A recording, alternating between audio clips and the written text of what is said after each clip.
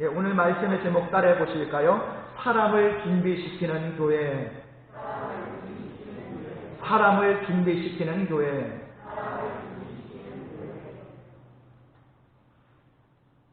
자, 먼저는 이 90년의 역사 가운데 오늘 이 자리까지 우리 교회를 지키시고 인도해 주신 우리 하나님 앞에 영광의 박수를 먼저 올려드리도록 하겠습니다.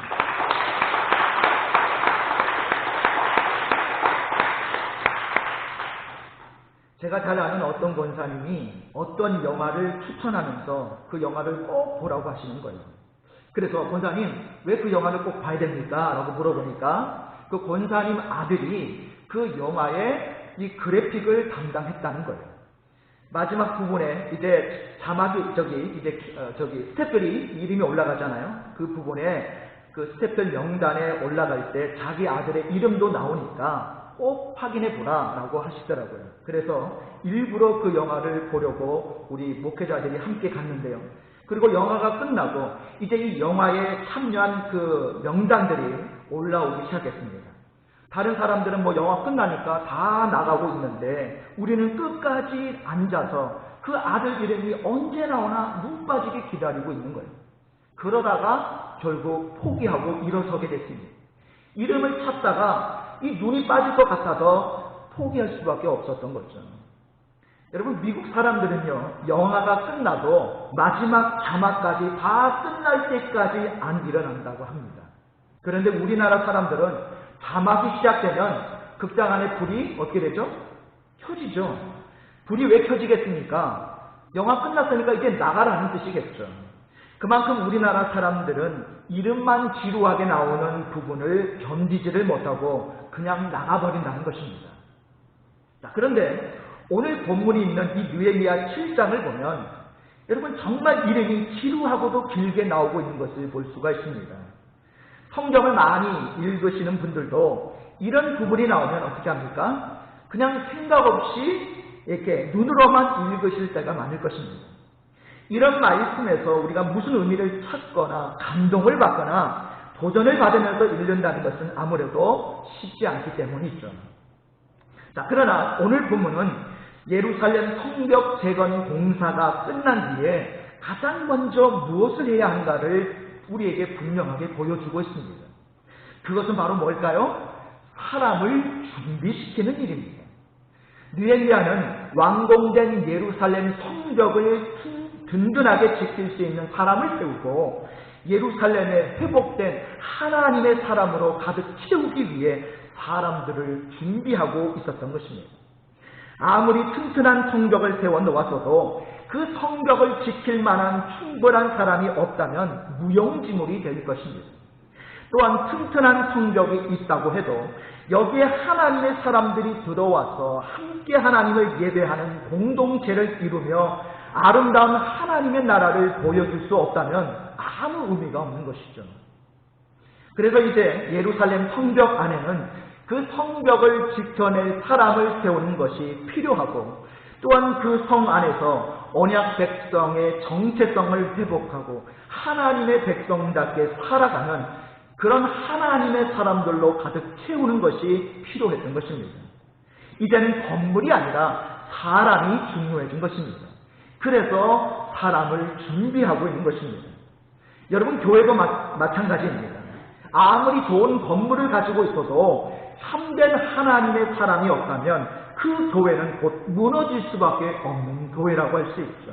그래서 교회는 건물보다 사람이 더 중요한 거예요. 그래서 교회는 이런 사람을 훈련시켜서 일꾼으로 세우고 사람을 변화시켜 하나님의 사람으로 세우는 교회가 되어야 할 줄로 믿습니다. 오늘 말씀을 통해 교회 창립 90주년을 맞이하는 우리 교회가 사람을 세우는 교회가 되어서 훈련된 일꾼들이 넘쳐나는 교회, 변화된 성도들이 넘쳐나는 교회가 될 수 있기를 주님의 이름으로 축복합니다. 자, 오늘 먼저 1절 말씀을 우리 다 같이 함께 읽겠습니다. 성벽이 건축됨에 문짝을 달고 문지기와 노래하는 자들과 레위 사람들을 세운 후에.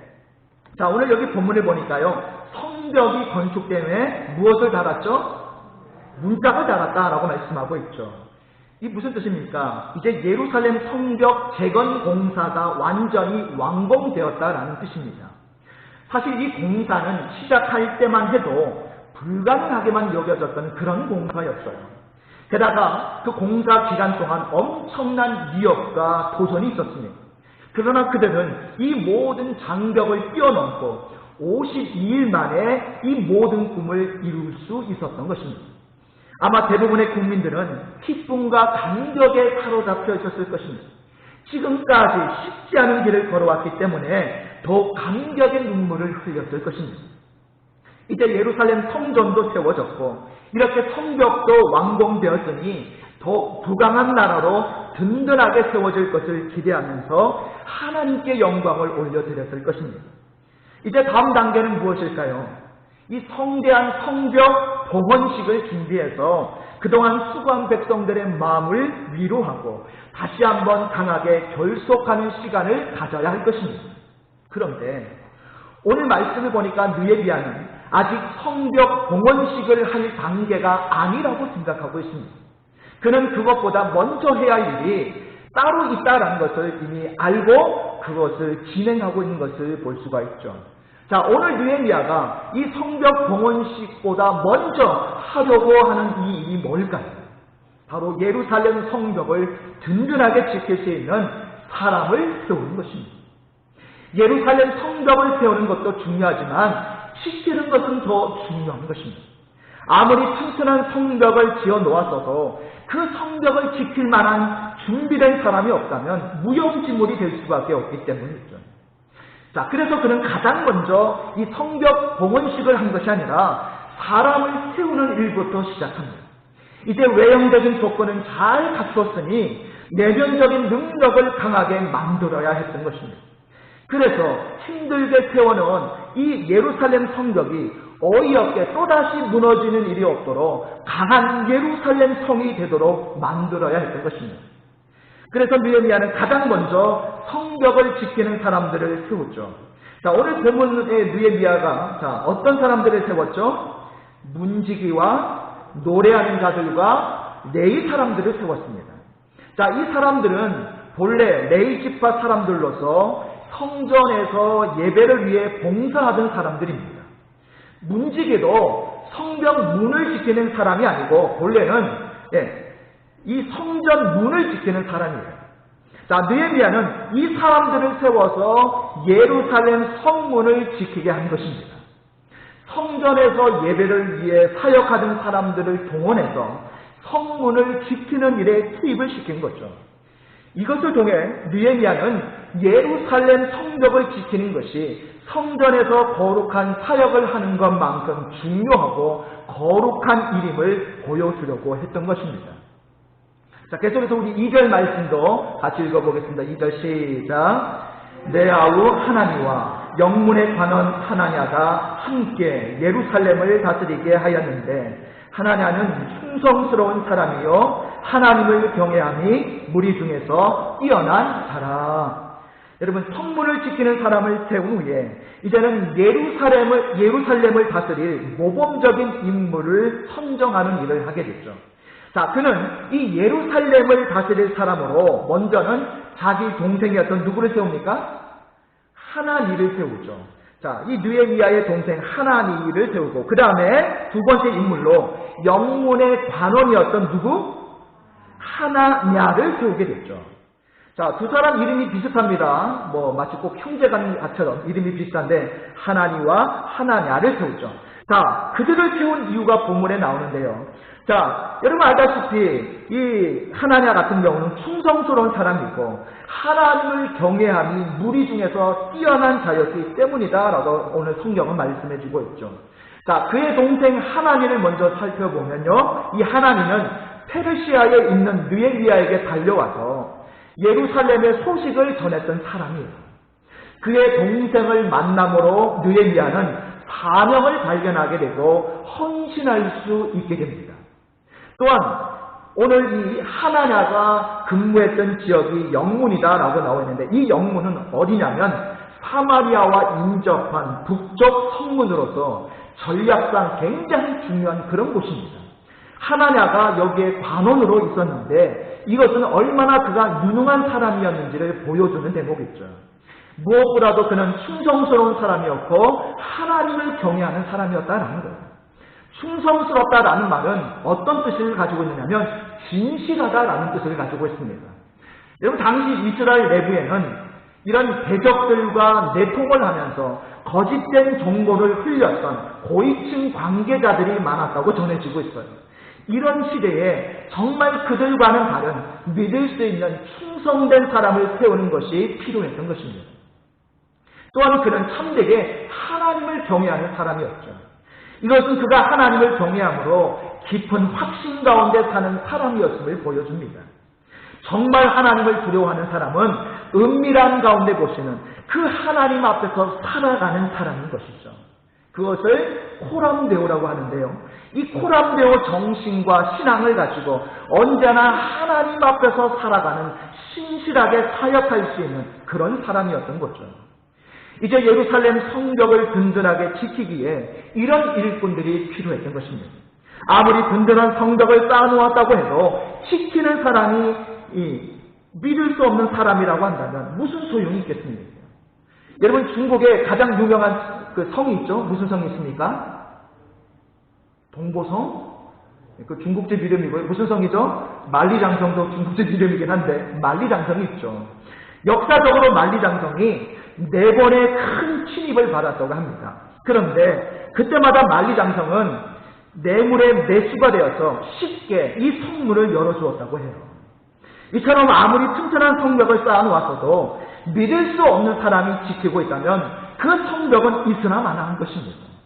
정말 성벽을 든든하게 지켜내려면 그만큼 든든한 믿음의 사람이 그 성벽을 지키고 있어야 되는 거죠. 자, 우리 계속해서 3절 말씀을 같이 읽겠습니다. 시작. 내가 그들에게 이르기를 해가 높이 뜨기 전에는 예루살렘 성문을 열지 말고 아직 파수할 때에 곧 문을 닫고 빗장을 기르며 또 예루살렘 주민이 각각 자기가 지키는 곳에서 파수하되 자기 집 맞은편을 지키게 하라 하였노니. 자, 느헤미야는 성문을 지키는 사람을 세우고요, 예루살렘을 다스리는 사람을 세운 후에 그들에게 구체적인 행동 지침을 알려주게 되죠. 그는 사람만 세우고 그냥 알아서 하라라고 내버려두는 그런 지도자가 아니었다는 거예요. 그는 사람을 세운 후에 분명한 방향을 제시하고 분명한 사역을 할 수 있도록 이끌어주는 지도자였던 거죠. 자, 여기서 그는 2가지를 지시합니다. 자, 첫 번째는 뭘 지시합니까? 성문을 단속하는 일과, 그리고 또 다른 하나는 예루살렘 거민들을 조직하여 각자의 구역에서 이 성을 파수하는, 곧 성을 지키는 일을 하게 만들죠.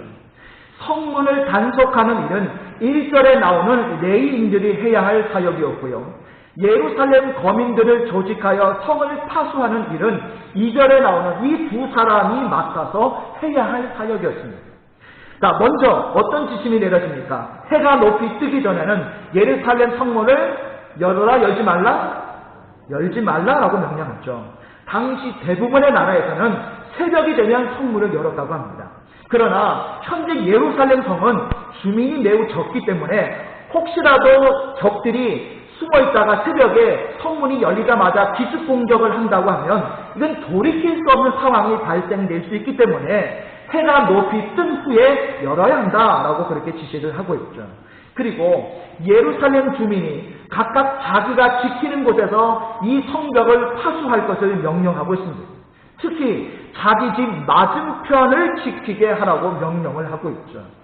전략적으로 중요한 것은 공동으로 함께 지키고 자기 집 근처는 각 가정별로 그 한 땅 구역을 스스로가 지켜야 했던 것입니다. 자, 모든 사람들이 이와 같이 자신의 능력에 맞는 임무를 맡아서 이 예루살렘 성을 지키는 일에 동참하고 있는 것을 보게 됐죠.